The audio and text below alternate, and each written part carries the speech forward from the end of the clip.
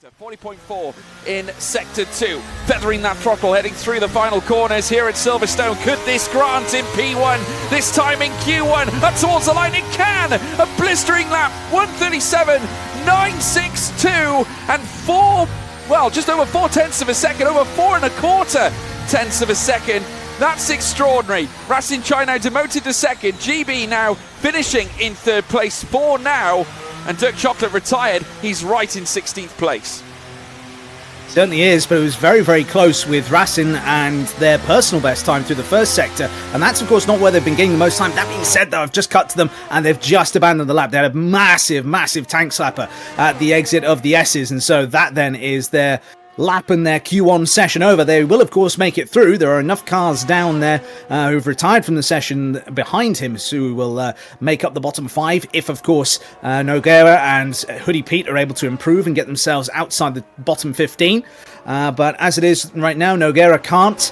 And so Hoodie Pete is the lone remaining car outside in the drop zone that could end up falling down the order. They have improved by a few tenths on this lap, but it's not enough so far to be able to get them up even one position versus where they are right now, never mind outside of that bottom 5. So I'll keep an eye on them as they finish out their lap.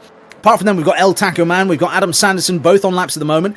Does mean that both of those drivers will be through into Q2.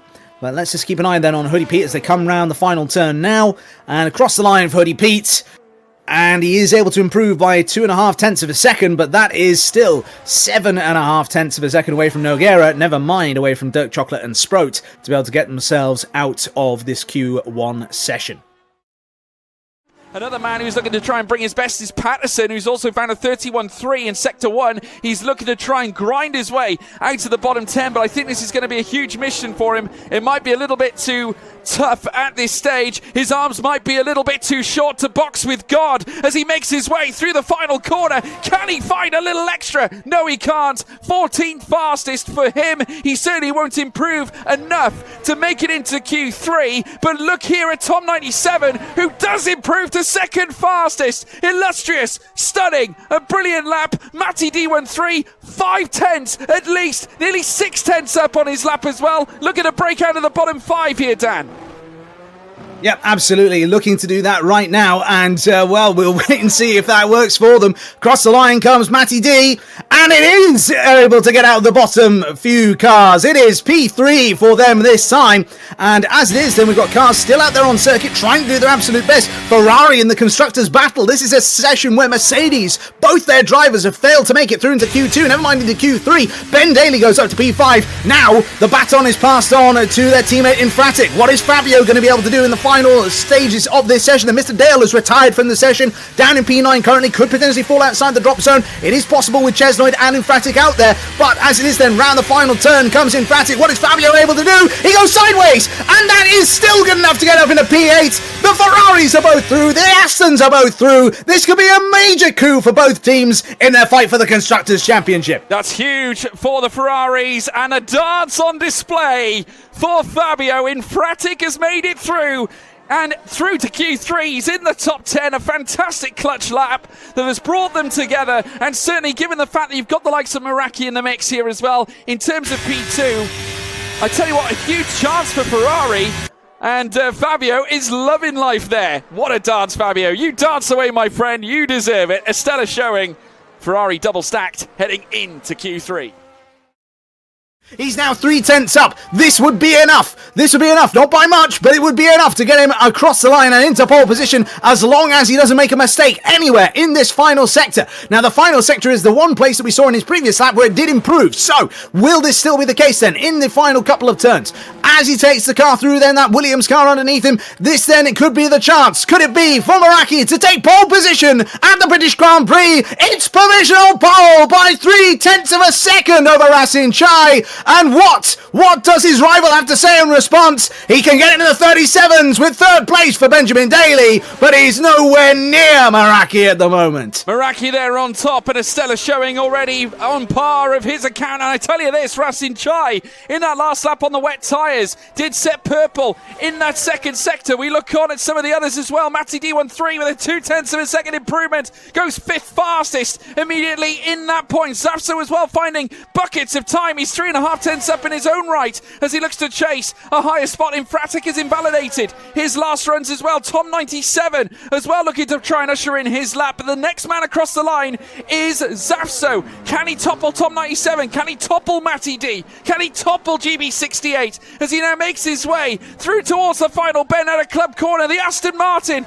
comes across first. 6th fastest. Tom 97 also with improvements. He's 40.2 in sector 2. He goes 2nd fastest with a purple 3rd sector time that is still over 2.25 tenths slower than Meraki. Meraki's last lap was utterly beastly with a 1:37.490. No one could get close. He's on his own here at Silverstone. It's Meraki on pole. As we wait for the lights to go red. 3rd light, 4th light, and the 5th light.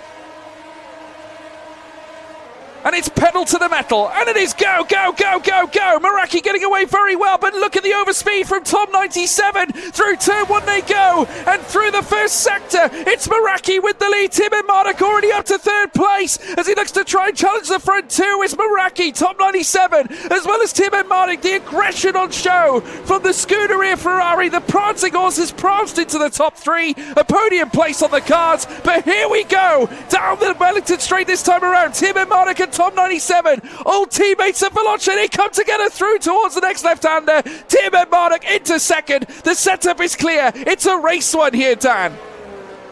It certainly is, yeah. And now, no, do not adjust your sets. It's not 1997 with a Williams versus a Ferrari for the championship. It is going to be 2023 here in the Creator Series. One of the last races we will run in 2023. And, well, this then is showing to be a very good opening salvo of fighting here in the background. You can see that Rasin Chai has just been able to get by Tom 97. It's been a half-lap battle between the pair of them. And Tom then is falling down the order. You have to wonder, maybe, is there something wrong with that car? Have they maybe got some qualifying tyre pressures in, for example, that have gotten away from them, that have not considered in this? But I tell you what is being considered, and not the inside for the lead of the Grand Prix by Benjamin Daly. He certainly thinks about it into Stowe. He gets so agonisingly close, but it doesn't work this time. He looks to the inside though, and with that gold-wheeled Ferrari, he goes up the inside on Meraki, then tries on the cutback through the last couple of corners here at Silverstone, through the final turn onto the Hamilton straight. It is Meraki with the fastest lap of the race, but the bit between the teeth is for Benjamin Daly as they go through turn number 1. Then looks like the car is far more underneath Ben at this early stage of the Grand Prix. Well, they're trying to fuel and right up the inside. Sudden late dive bomb that Daniel Ricciardo would be happy with. They come together side by side. The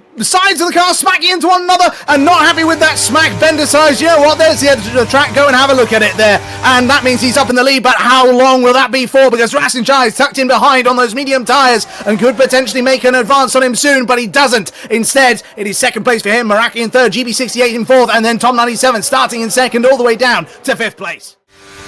He'd either have to go for all. I say that it's just a moment of my commentary, my analysis, because up the inside goes Tom 97 on GB68, but GB hangs it all the way around the outside, and that's now the inside through the right-hander. And now as they come powering out there down onto the old start-finish straight, it is going to be pedal to the metal once again for both of these drivers, and it will be Tom 97 who comes out on top on this occasion. And so that puts the Aston Martin back into 5th place, just ahead of their teammate Safso in 6th place. But as it is, they go through Copse Corner, and it looks as though, to me, just watching the progress of Tom 97 over the course of this race so far, it's looked to me as though they've had a big problem when it comes to understeering the car. Purple in the 1st sector, but here comes Rasin Chai to take the lead of the race and essentially return the serve on everybody else after qualifying. Rasin Chai up to 6th, and now on the medium tyres will look to try and rain down the pressure upon Tim Mardik and Tom 97, Meraki, you name it, everybody in the top 10. Earlier on, as we now hark forwards at his teammate, because Tom 97 is swarming all over the back of Tim Mardik. Now, I'm going to hazard a guess here at this point here, Dan, that it might not necessarily have been, should we say, a setup issue or anything like that that's caused the understeer, but it does seem to me that maybe the temperature has got to the point where he needs them in the tyres and has now made the move into 2nd place against Tiamat Mardik, so he's now the highest of the soft runners here in this contingent and gunning down upon Rasin Chai. I think what's also going to be very interesting at the front end of the field here is the other Ferrari of Ben Daly. He has, we've had a change in the lead here. Tom 97 has finally decided they've had enough of being the bridesmaid. Now they're going to be the bride. Up in towards the lead they go then. And Rasin Chai then is just on that bubble of being about a second ahead of Ben Daly. Of course, the moment that Ben loses that 1 second buffer that he's got to the car in front, then he's going to lose DRS. And the first real moments there, I'd say that first of a few, because this could be the next moment here. He was wide, he was very, very understeery through Cop's corner. There was Ben. He's then taken that corner, he's been able to keep ahead for the time being, but Jake is now just following on so closely onto the back of the Ferrari here through the S's. This is almost a done deal now when it comes to a DRS pass here. He stays to the left-hand side, he's squeezed, but Ben can't squeeze him enough because they go into Stoke corner, but Ben then to the inside. Whoa, I thought that there'd been a spin there for a second because the two of them came together, just wheel-to-wheel contact. Now then, down into the last couple of corners we go, and he's going to try and hang it all the way around the outside of Benjamin J. There's contact between the pair of them. They then get back up the inside and then open the door. Through goes GB! I tell you what, almost mimics of what we saw Lewis Hamilton do in that famous overtake through the very same corner, coming into the Lewis Hamilton straight itself. Safso now has moved up to 5th. Meraki licking his wounds down in 6th place. A very aggressive moment between Tim and Marduk and Meraki as Ben Daly defended relentlessly against the onslaught of Jake as they made their way through the final sector. Now the big question is, what's Meraki going to do to recover? Tim and Marduk losing out to Safso. The two Astons are now 3rd and 4th in this classification on lap 15. Well, I can tell you the GB68 has just come in. So's Tim Marduk, Meraki, Michi Hoyer, all those on the softs, bar Tom 97, have come into the pits. Now, will Dirk Chocolate do exactly the same? Let's keep our eyes peeled. He does. So in comes Dirk. So many of them now choosing to opt in. Tom 97 staying out, so he's looking to go long, potentially provide the overcut and allow him perhaps a little bit of extra grip on his tyres. Hayden Gullis doesn't come in either, so Alpine not choosing to box either car. Remember though, Hayden Gullis on 20 lap-old medium tyres, going long on this stint. Matty D13 has also managed to stay ahead of all those on the soft tyres and comes out in 4th. Absolutely, yeah, and the real thing here is going to be how much Hoodie Pete holds up his teammate, which he does in a big way, and that's Jake off onto the grass as well, and that's a horrible situation. No, sorry, not Jake onto the grass, that's Hoodie Pete onto the grass, but he's desperate to jump out of the way of his teammate and help him in the championship fight. He does it, he came across and he was back in front of his teammate there as Tim Marduk got through, so that then created a big gap. Thankfully, though, for Jake, he's been able to get back within range of Ben Daly here, but he's had to burn up almost all of his battery to do so.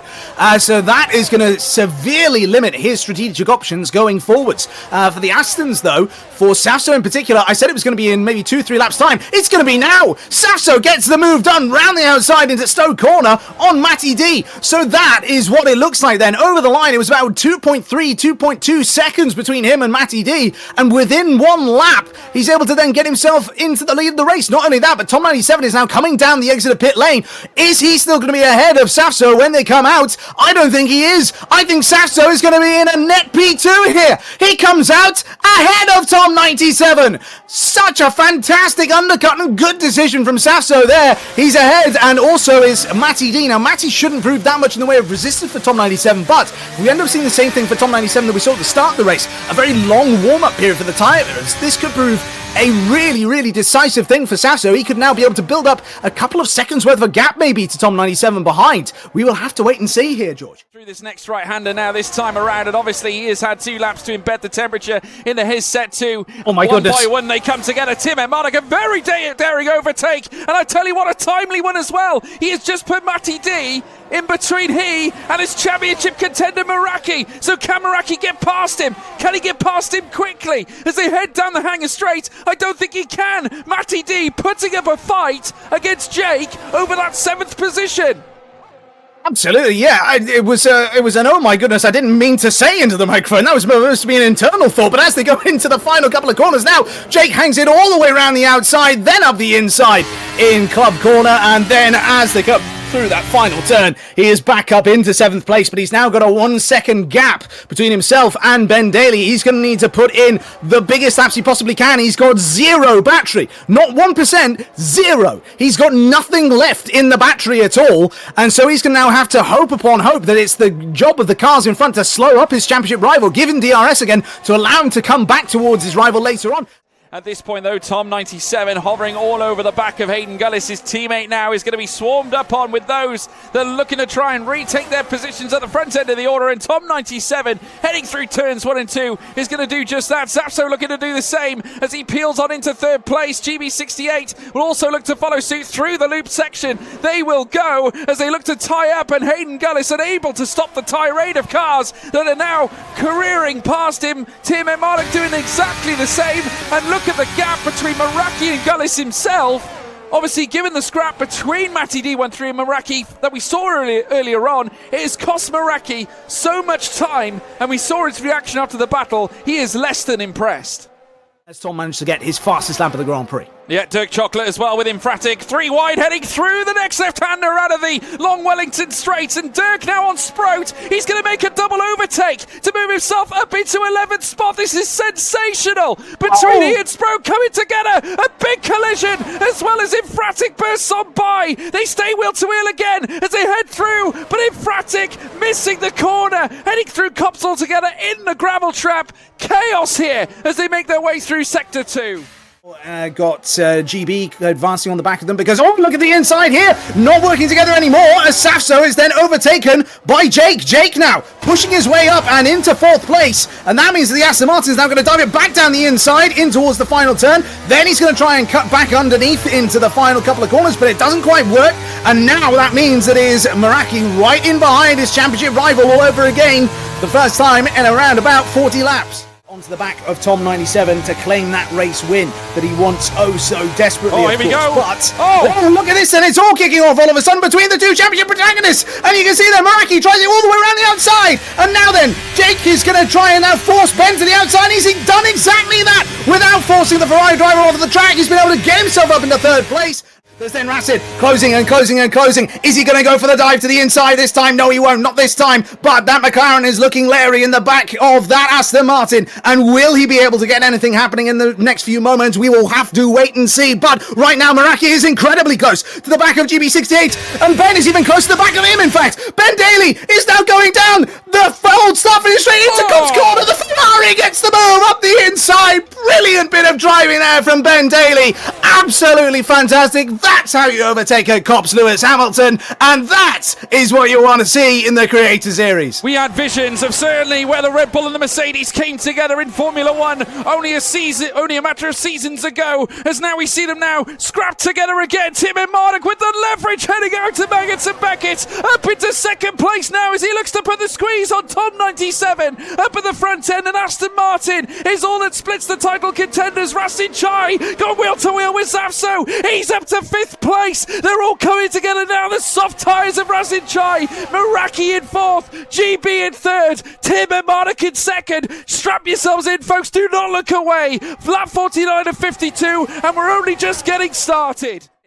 Coming back in as best he can, but Tom 97, a stellar drive, obviously trying to battle against the frailties of fuel as he now makes his way through the club corner for the final time here on lap 52. It's been a stellar lap, certainly a stellar race, a stellar performance from Tom 97 on his return, race victory here at Silverstone. Tim Emmerich comes home in 2nd, GB68 does enough to hold off Meraki for 3rd, but the championship fight will take another stop at our grand finale at Spa-Francorchamps. An incredible display between two fantastic drivers, Meraki and Tim Emmerich.